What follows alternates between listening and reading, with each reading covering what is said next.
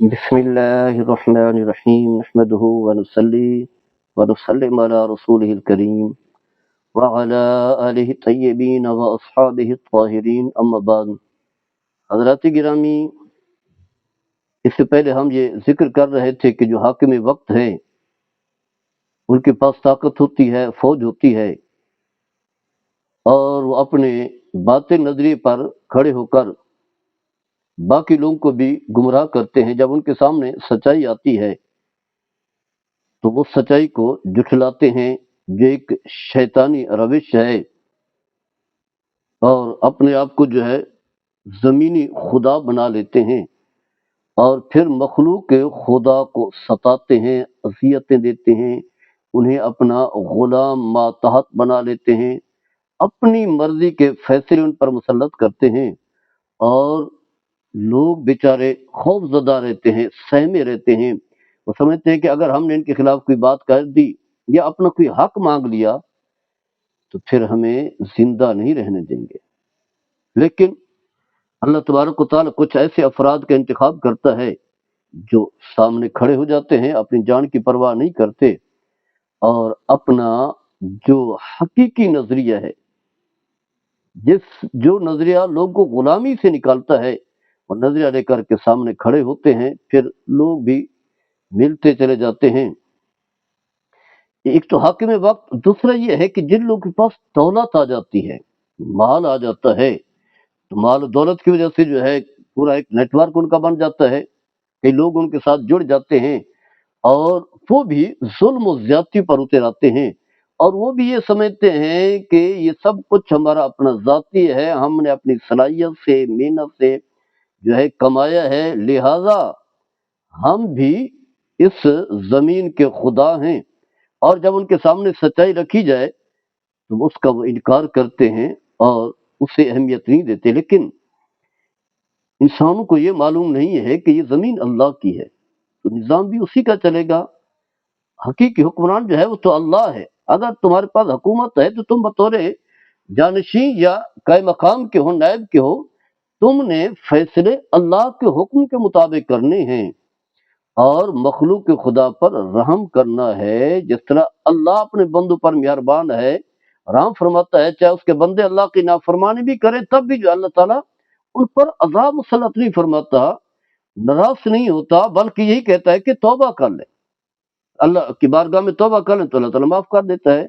لیکن انسان کی فطرت ایسی ہے کہ وہ ظالم بنتا ہے، بادشاہ بنتا ہے، یا علاقے کا چودھری وڈیرا بن کر کے اس کے پاس دولت آ گئی، مخلوق کے خدا کو اذیتیں اور تکلیفیں دیتا چلا جاتا ہے. لوگ سہمے ہوئے ہوتے ہیں، پریشان رہتے ہیں، اپنی رائے نہیں، ان کی کوئی رائے نہیں ہوتی. اس کی وجہ یہ ہے کہ نہ انہیں تعلیم دی جاتی ہے، نہ انہیں شور دیا جاتا ہے، نہ انہیں اختیارات ہوتے ہیں. بس یہی ہے کہ انہیں اپنا غلام بنایا جاتا ہے.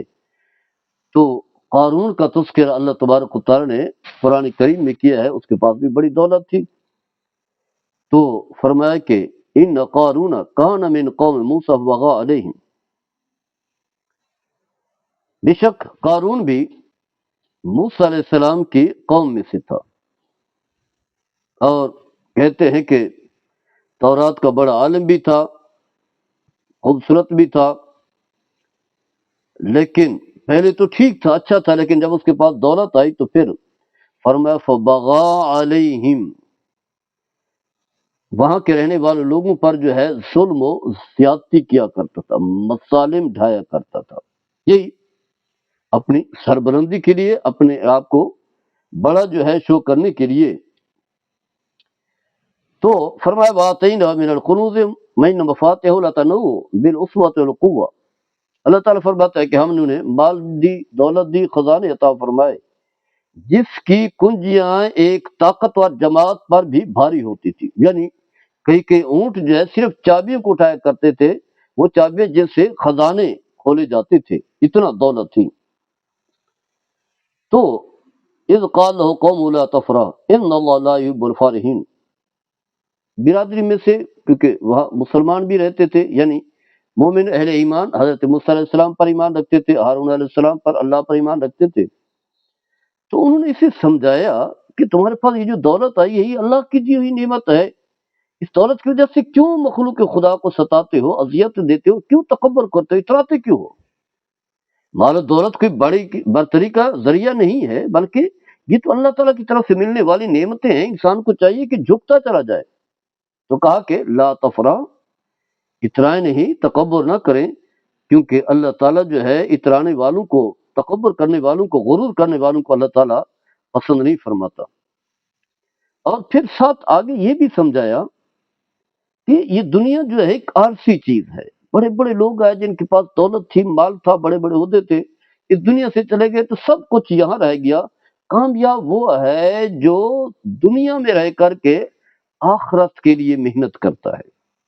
انہوں نے یہ سمجھا وابتغ فیما آتاک اللہ الدار الآخرہ ولا تنس نصیبک من الدنیا، جو مال تجھے اللہ نے عطا فرمایا ہے اس سے آخرت کا جو ہے گھر بنا، یعنی راہ خدا میں خرچ کر، مخلوق کے خدا پر خرچ کر، اور باقی جو تمہارا حق ہے وہ بھی اپنے پاس رکھ۔ ولا تنس نصیبک من الدنیا، یہ دنیا میں تمہارا حصہ ہے وہ بھی اپنے پاس رکھ۔ واحسن کما احسن اللہ الیک، تو بھی نیکی کر، بھلائی کر، جس طرح اللہ نے تم پر احسان کیا، تمہیں دولت دی، تو اللہ کے آگے جھک، مخلوق کے خدا کے ساتھ اچھا رویہ رکھ، اپنے اندر آج بھی انکساری لا۔ اللہ نے یہ جو تمہیں اتنی اعزاز سے نوازا ہے، ولا تبغ الفساد فی الارض، اور زمین پر فساد نہ کرے۔ یہی ظلم و زیادتی، مخلوق کے خدا کو اذیتیں دینا، تکلیفیں دینا، قتل کرنا، جان سے مارنا، غلام بنا لینا، ایسا کام نہ کر۔ ان اللہ بالمفسدین، اللہ تعالیٰ جو ہے فسادیوں کو پسند